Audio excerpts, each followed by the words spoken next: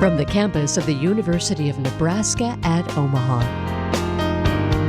Consider This, a program of issues and information behind today's news.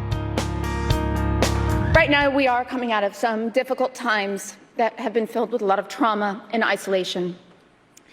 And so many people out there feel hopelessness and they feel alone. And suicide is a leading cause of death in the United States. It's touched many families. It's touched mine. And for any of you out there who do, in fact, feel hopeless or alone, I just want you to know that you are unconditionally loved for the uniqueness that is you.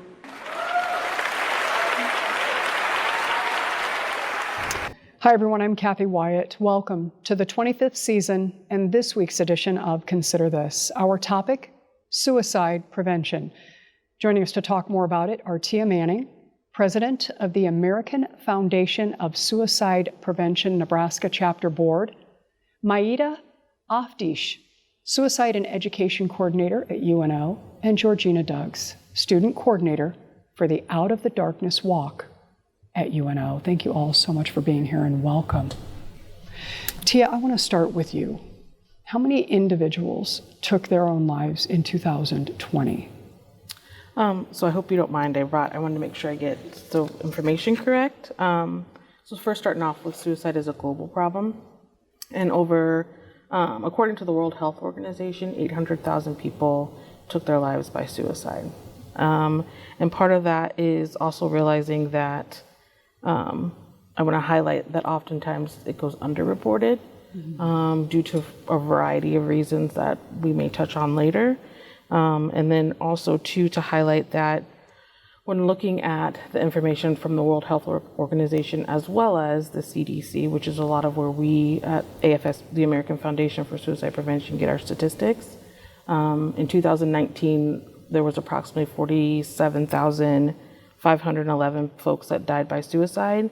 And then the statistic for 2020 went down by 5.6%, which I believe is like 45,000 folks died by suicide. And so still a very, very high rate. And we're in I would say, what we would consider a global problem. Right, and folks who are thinking about this, right? I mean, talk about those who have actually attempted, right? Absolutely. Currently, also too, I apologize, I just want to make sure. There's an average, they believe by research, like 3.9 million people in a given year think about suicide and dying by suicide. And then also 1.5 million folks have attempted suicide in this last year. And then you factor in the pandemic. Absolutely. And we saw that opening clip.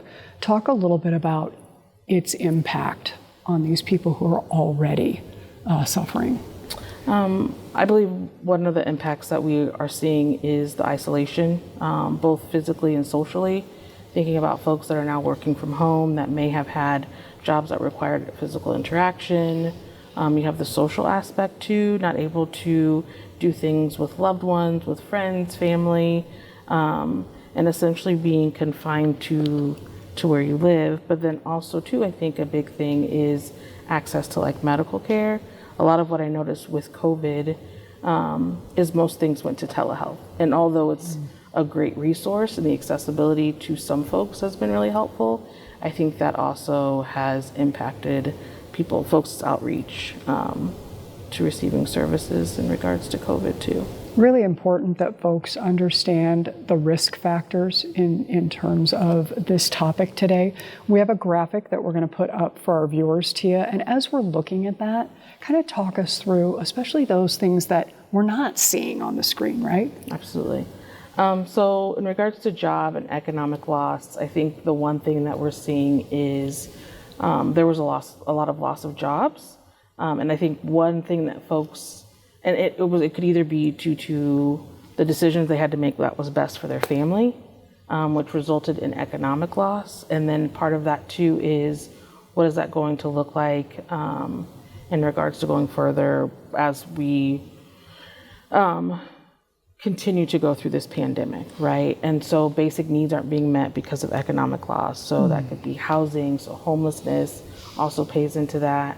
You have, I think also too, when folks aren't thinking about is due to your loss of job or economic loss, the accessibility to medical care, the ability to get your medication needs met, stuff like that, which I think also plays into the risk factor of mental health disorders, which there are times that folks use medication to help in regards to mental health symptoms. So I think that is a risk factor, which we know that depression and anxiety are one of the, by research, although suicide is a very complex mental health crisis and crisis in general, I think we know that one of the risk factors that's high is depression and anxiety, which oftentimes is treated with medication, which again, I think is impacted by that as well.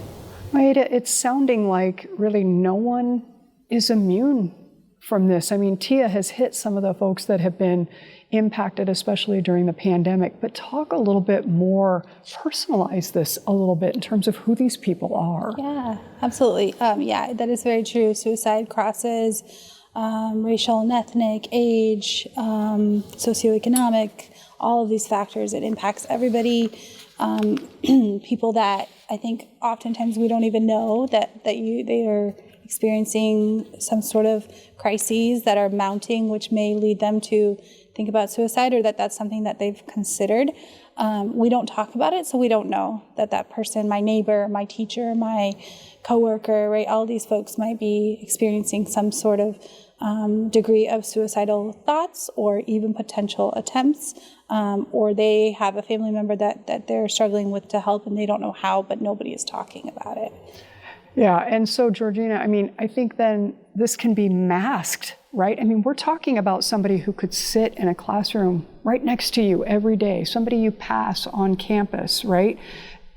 Tell us a little bit about that piece of it. Yeah, so I'm on the school counseling program, just completing my degree, and so I've had this insight into schools right down to the elementary level, and that's where what's opened my eyes up is just how many students from elementary through high school, through college, are dealing with suicidal thoughts, maybe even attempting suicide. The statistics we all know are staggering.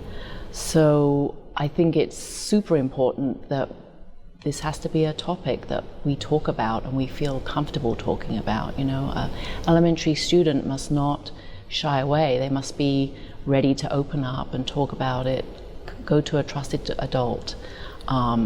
One promising thing that I've learned is that it's actually so easy to prevent suicide, especially in the younger students or impulsive teenagers. It's a matter of just being there for them to talk about it, and just taking baby steps on how to move forward, you know, on a day-to-day basis. And that in itself can help them get back on the right track and not make the decision to go ahead and attempt suicide. One of the other points of hope that, as Georgina's talking, that made me think is how much more this generation, Gen Z, if you will, and all of the generations coming after them, how much more they're open to talking about mental health, right?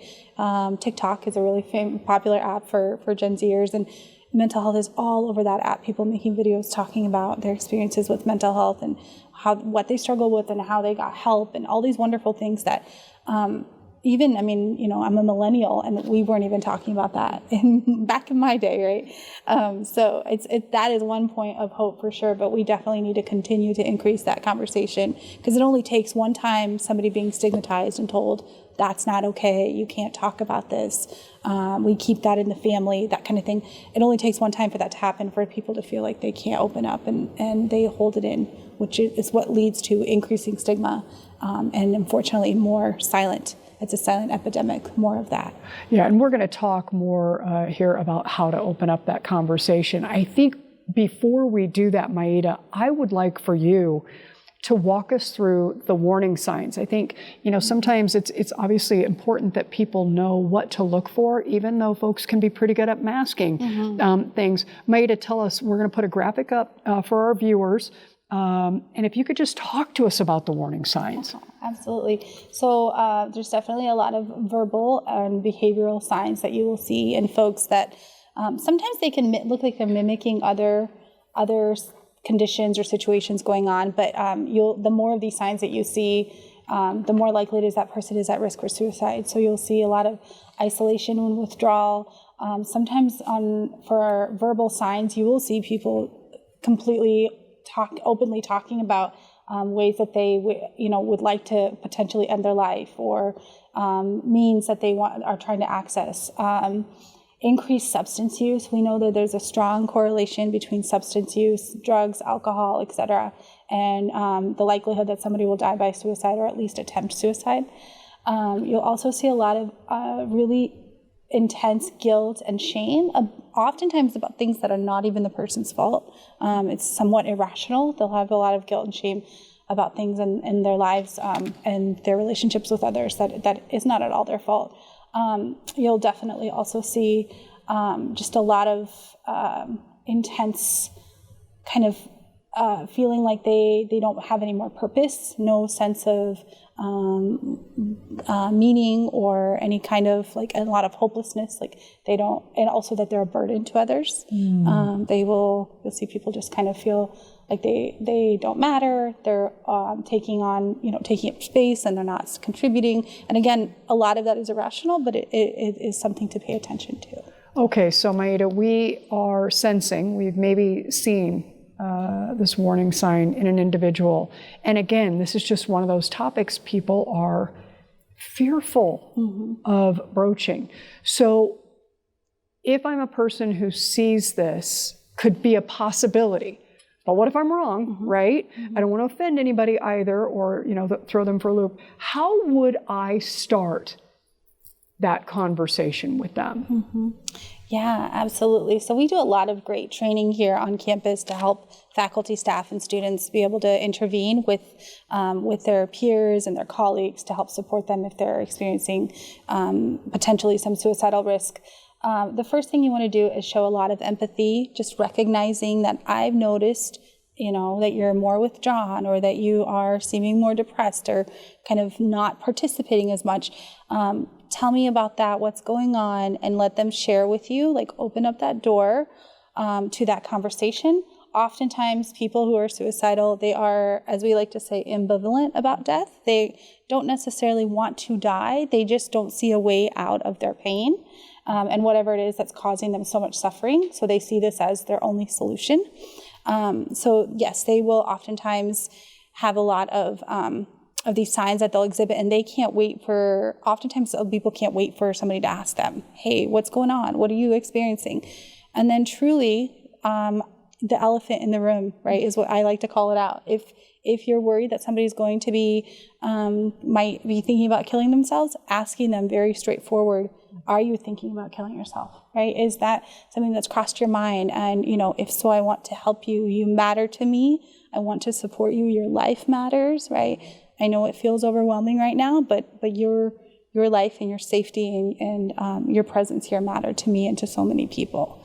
Maida, I'm going to ask you, when the individual comes right out with that question, there's obviously something in their mind thinking, I hope they say no, right? So that, because we're in a society now where you ask somebody how they are as you're walking down the hall and you don't even really listen for the response. So I think there's probably that, I hope they say no. But that's a pretty big deal if they say yes. So prepare somebody. We've told them now it's okay to ask the question. But if they get that yes, what you said makes complete sense. But I do think there's that whole thought of, oh my gosh, they said yes. Now what am I supposed to do? What am I supposed to say? What if I say the wrong thing? So talk a little bit about that. Yeah, absolutely. If the person says yes and you feel overwhelmed, that, first of all, I just want to validate that's completely normal. That is a very common experience. We are overwhelmed and worried because we care and we empathize.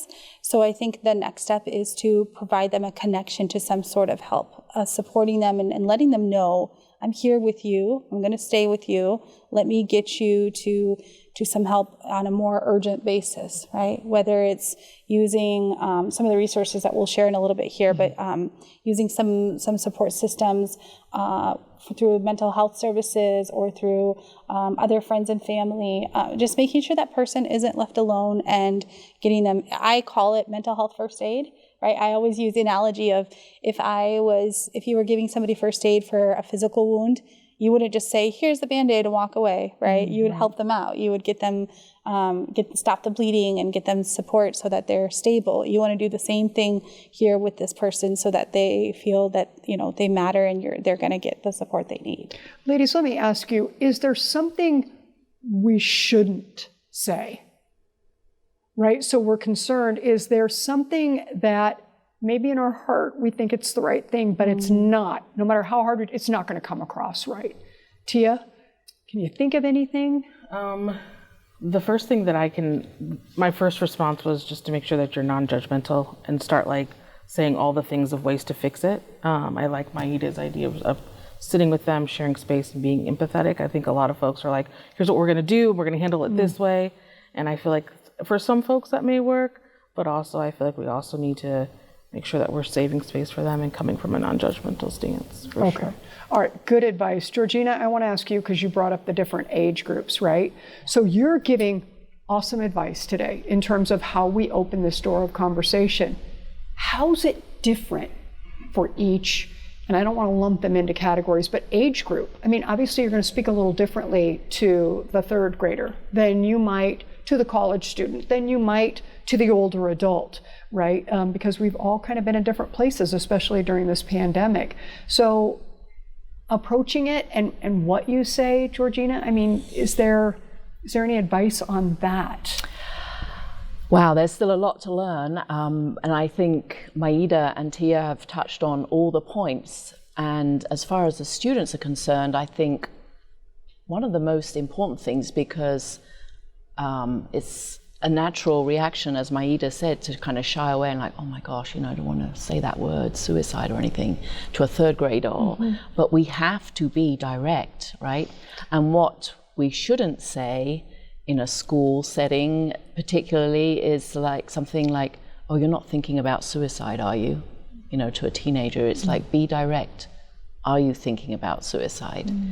And, making them feel it's okay to talk about it, right? It's not a taboo subject, and we want to be open, we want to be empathetic, and let them know that we're there to support them.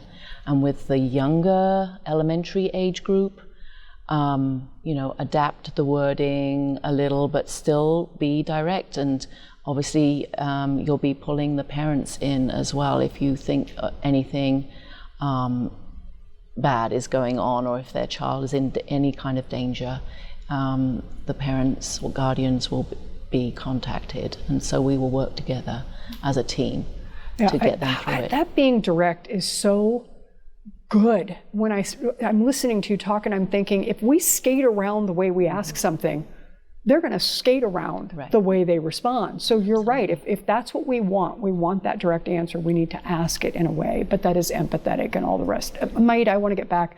You talked about knowing that it's time for a professional. Look, it's no secret we have a shortage of mental health practitioners out there. It's also no secret that you have to have a connection with somebody, especially for a topic of this nature. How on earth do you find the right professional, Maida? Yeah, you know what? I think that finding a therapist is honestly maybe a strange analogy, but it's kind of like finding a good hairdresser, right? Some of them that do your hair, you're like, I don't love it, but and I'll move on to somebody else, and you find the right person that really can meet you where you're at and provide you what you're looking for. It does sometimes take a little bit of trial and error. Oftentimes I often refer my clients to a website called Psychology Today. PsychologyToday.com has wonderful bios and information on different providers in your area. It helps you narrow down your search by gender, by location, by which insurance program they'll accept. It's a great resource for people to get started. Also by specialties, what kinds of things though that therapist really has experience working on, whether it's marriage and family therapy or trauma or anxiety, right? They'll kind of give some more information into those types of details, and that really helps you get a good start. You still might have to shop around a little bit, but it'll help give you a good head start in finding somebody. Also, it can be helpful to, certainly word of mouth is always a good way, right? You'll hear your friends say, yeah, I found this therapist and they were great for me and here's what we worked on, and that's always a good solution. So again, it comes back to we have to be willing to talk about these things, because you can't get that word of mouth until you have that conversation with other people around you. Well, I want our viewers to know we're going to be putting your phone number up later, because I think when we stop, I know how frustrated I get when I'm trying to find the right professional. Yeah. Now you factor in the mindset that somebody's finally going to pick up the phone, right? They need to, they're going to pick up the phone and make that call, and then they can't get anywhere. So when you have that point person, I think that's really, really helpful. And when you have organizations, Tia, like yours, I think that's helpful too. Tell us a little bit about your organization. So American Foundation for Suicide Prevention, so we're all over the country, and then I'm specifically with the Nebraska chapter. And our goal is to do, we lead everything that we do based on research. We also do a lot with advocacy, so making sure when we're working with our local legislators and in regards to bills and stuff like that, that we're advocating for folks in regards to mental health and all of those things, so all folks have access to services. And then we're also providing training and educating the community is also part of our prevention efforts, to make sure that we're making sure that the community knows what's going on and how they can be involved and provide support to all folks. So. Okay, very good. And Georgina, you're also walking. You're doing a lot of walking. So you are a student. I want our viewers to know you are a student who stepped up and said, I want to help coordinate these walks. So we're going to put information up, but before we do that, I want you to talk about your role and then tell us how people get involved in the walk. Oh, absolutely. Well, I had the opportunity last year to join the committee, the Out of the Darkness Walk committee on the UNO campus, and so gladly volunteered, met a great set of people, and doing the same this year. So we are meeting to walk on April 9th here on campus. We're really excited. We are hopeful that we're going to get a good crowd of people together, and we'll meet at 10 o'clock and the walk starts at 11. There'll be plenty of opportunity to network with others. There'll be little exhibits there, tables will be up from various organizations, AFSP, and everyone will have an opportunity to choose the colored beads that they want to wear that represents what their affiliation is to suicide. Are you supporting everyone? Do you have a direct personal involvement through friends or family? Are you yourself? Have you struggled before? And the different colored beads represent the different aspects of how you relate to suicide, or how you are supporting this wonderful, worthy cause. And we are hopeful that we will have a couple of speakers that will want to contribute their personal stories. I think that's a great way to learn more about a topic and about what people are going through, is if they're sharing their stories. So we hope to have 1 or 2 speakers come to the event as well. Oh, fantastic. Thank you for all your work on that. We're going to go ahead and put a graphic up for our viewers on these walks. UNO having one, UNL also having one. Now, and they're called Out of the Darkness. UNO's is Saturday, April 9th, as Georgina said. And the number that you need to call for more information is Maida's number. It's 402-554-2743. So that's how you reach her directly. Then UNL's walk is Sunday, April 24th. That number, 308-991-9520. And again, Georgina, thanks to you and all the people who are working behind the scenes to make sure that that walk is a success. Maida, we only have, a couple of minutes left. So in those couple of minutes, you're the education coordinator. What haven't I asked that I should have asked to make sure that we are doing our due diligence in generating this awareness? Well, first of all, I think you've done a great job of covering a lot in the time that we had, so that was fantastic. But I would say that the biggest thing that people need to take away that I would like people to have is that there's so much support out here. I think it can feel people when they're experiencing suicidal ideation or considering it or love somebody that is also struggling, it can feel like such an isolating experience. You do truly feel like you're the only one in the world, again, because we're not talking about it enough. But there is so much support out here. The three of us sitting here are just a little tiny blip in the sea of people that want to support, that want to help and are here dedicated to this. Even though I work on campus and serve students specifically, we are always available to help people navigate if they have questions, whether it's about a student or anybody else in the community. We're here to support you and get you to the right place, even if we can't necessarily help you here in our office. Okay. And just reaching out, like taking that first step to reach out is what I really want the key takeaway to be for everybody listening. Well said. Tia, Maida, Georgina, thank you for all your work. Thank you for being here today. Best wishes, and keep doing what you're doing. I want to thank our students who are working so hard behind the scenes, and of course to all of you for watching. As we close, a look at Kennefic Park in Omaha, as seen through the lens of Chris Rios, a junior at UNO. We will see you next week.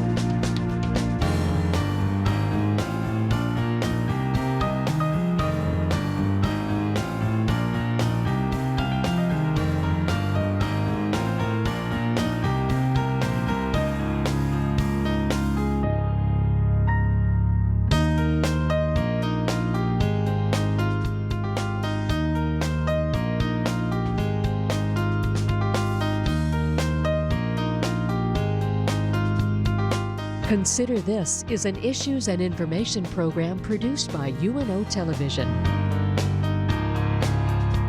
More information and program archives can be found at nebraskapublicmedia.org/considerthis. If you'd like to share your comments about this program, call UNO Television at 402-554-2516 during regular business hours, or send an email to cwyatt@unomaha.edu.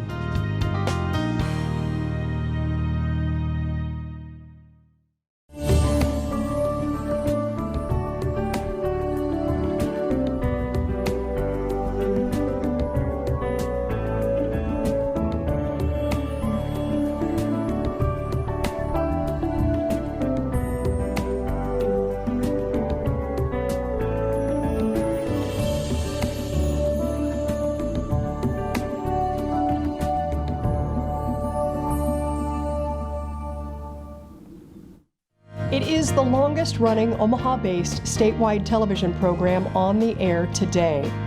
Hi everyone, I'm Kathy Wyatt, producer and host of Consider This. Now in our 25th season, we wish to acknowledge those who have made this educational journey possible. Our guests, underwriters, student crews, the Knowledge Network, the University of Nebraska at Omaha, and of course, viewers just like you. Thank you for watching.